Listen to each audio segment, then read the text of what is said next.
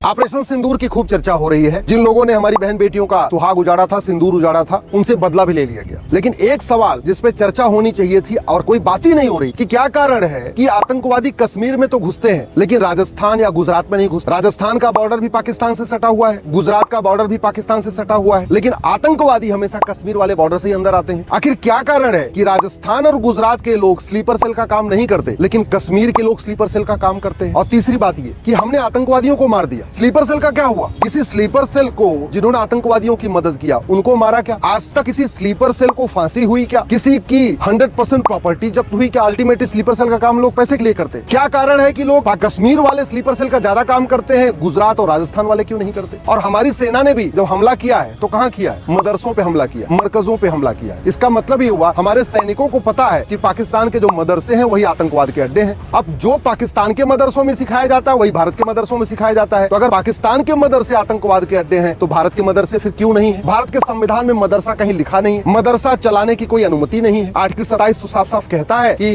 कोई मजहब को प्रमोट करने के लिए 1 रुपए खर्च नहीं होगा और मदरसा मजहब को ही प्रमोट करता है। आर्टिकल 28 तो साफ साफ कहता है कि किसी भी सरकार के द्वारा मान्यता प्राप्त स्कूल में कोई मजहबी तालीम नहीं होगी और मदरसों में मजहबी तालीम होती है। आर्टिकल 30 कहता है एजुकेशन इंस्टीट्यूशन खोलने का अधिकार है। मदरसा थोड़ी, मदरसा एजुकेशन इंस्टीट्यूशन नहीं होता, मदरसा दीनी तालीम सेंटर है, मजहबी तालीम का केंद्र है। मदरसों में वसुधैव कुटुंबकम, नारी तू नारायणी, सर्वमंगल मांगल्य ये नहीं सिखाया जाता। मदरसों की डिग्रियों से लोग सरकारी नौकरी ले रहे हैं, मदरसों की डिग्रियां मान्य हो चुकी हैं। ये और मुगलों ने 500 साल के शासन में 1000 मदरसे खोले थे और संविधान लागू होने के बाद 75 साल में लगभग 3 लाख मदरसे खुल गए, जबकि भारत के संविधान में कहीं मदरसा शब्द ही नहीं।